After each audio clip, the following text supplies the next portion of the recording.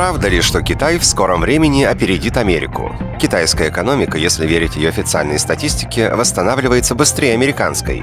Эксперты не исключают, что в 2028 году Китай может стать лидером и по объему ВВП, и по другим экономическим показателям. Остается только решить, насколько эти показатели корректны в соперничестве за успех и счастливую жизнь обычных граждан. Давайте посмотрим, как Китаю удалось прийти к таким достижениям под руководством КПК.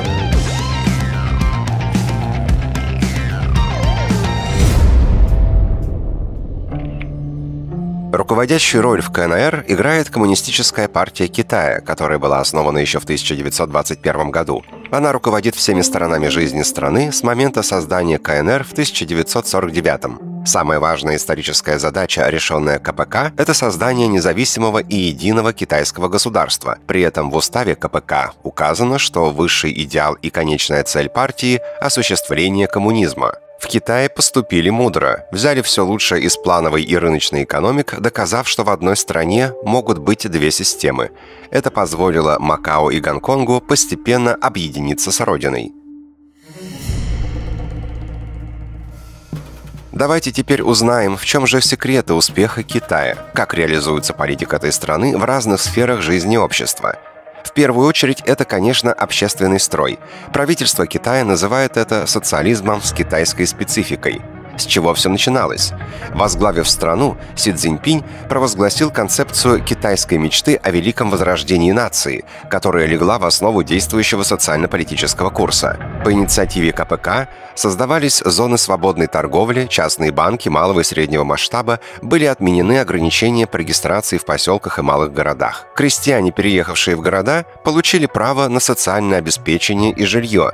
Государственную поддержку получили наиболее уязвимые слои населения – одинокие старики, женщины, сироты, инвалиды. Китай сохранил государственный контроль практически над всеми важными секторами экономики, включая финансы, нефть, энергетику, авиацию, образование, телекоммуникации, автомобили, транспортную инфраструктуру и медицинское обслуживание. Главные цели страны в этом направлении – осуществление социалистической модернизации и великого возрождения китайской нации, построение общества средней зажиточности, превращение Китая к середине 21 века в мощную демократическую, высококультурную, гармоничную и прекрасную социалистическую державу. Также немаловажным является борьба с коррупцией. КПК строга к проявлениям формализма, бюрократизма, расточительства. Те, кто берет взятки, не просто нарушают закон, они создают условия для отказа от коммунистической идеологии, и партия к ним беспощадна. В ходе антикоррупционных расследований за первые 3 квартала 2020 года органы дисциплинарной инспекции надзора Китая возбудили более 400 тысяч дел, в результате чего справедливое наказание понесли 390 тысяч человек.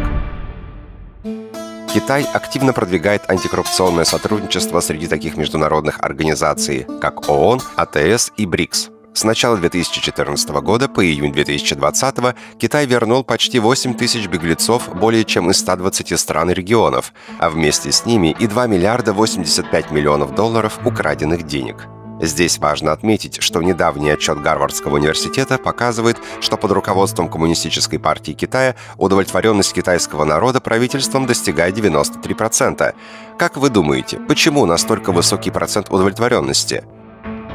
Одной из главных причин является политика правительства по освобождению страны от бедности. Борьба с бедностью – это не пустой политический лозунг, а воплощенная в жизнь идея.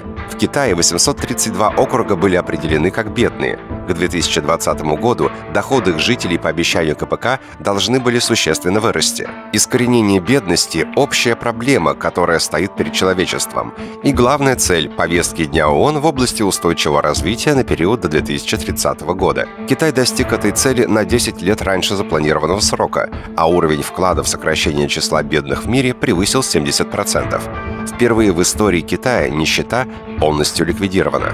Одно из важнейших направлений КПК в борьбе с бедностью – это поддержка малого бизнеса, профессиональная подготовка в сфере предпринимательства, которые стали доступны и малоимущим людям благодаря государственным программам социальной защиты.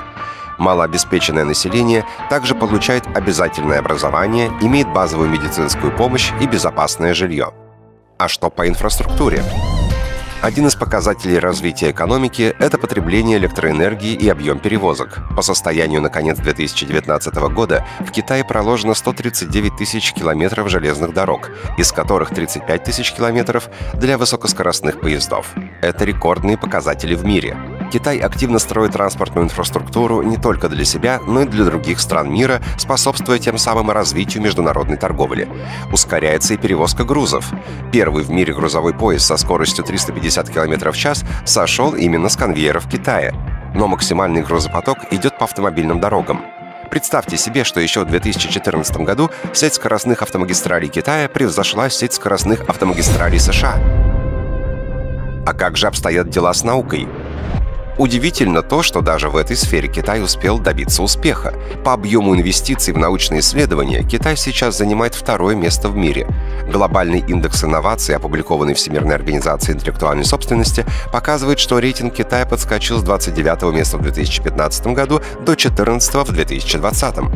Китай поставил перед собой грандиозную задачу – к 2045 году превратиться в ведущую мировую космическую державу. Освоение космоса – это показатель устремлений государства и уровня его экономики и технологий. В планах страны на ближайшие десятилетия построить на Луне исследовательскую станцию и совершить пилотируемый полет на Марс. Возможно, часть успеха заключается в том, что Китай не навязывает свою идеологию другим странам, не экспортирует свою модель социализма и не ввязывается в военные конфликты. Может быть, это и позволило ему завоевать огромный международный авторитет. В Китае хорошо помнят, что еще совсем недавно, по историческим меркам, страна была отсталой, раздробленной, слабой. Иностранцы чувствовали себя как дома, продавая опиум и сжигая столицы. Но теперь под руководством КПК Китай восстал и превратился в одну из самых могущественных держав мира. Главный вопрос, который сегодня задают эксперты, рассматривая развитие Китая, сможет ли эта страна продолжить успешное развитие и сохранить высокие темпы экономического роста. Общее мнение – сможет. За счет чего Китай опережает другие страны?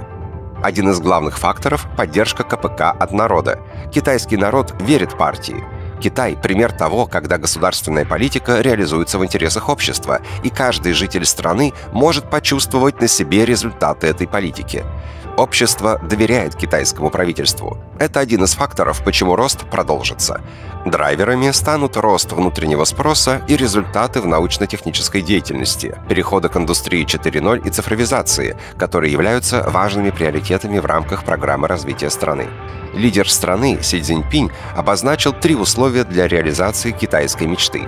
Первое – обязательно идти по китайскому пути, то есть по пути социализма с китайской спецификой. Второе – необходимо возвышать китайский дух. И третье – необходимо объединять силы нации, которые рождаются великой сплоченностью 56 национальностей. Таким образом, в основе масштабных изменений в социальной и экономических сферах китайского общества заложена мощная духовная и идеологическая составляющая. Она вдохновляет китайцев на новые свершения, и мало кто сомневается, что китайская мечта осуществится в намеченный срок. Друзья, а как считаете вы, в чем секрет успеха Китая? Пишите в комментариях. Всем огромное спасибо за внимание, подписывайтесь на канал, чтобы не пропускать новые интересные видео. Ставьте лайки, если ролик оказался познавательным. До новых встреч!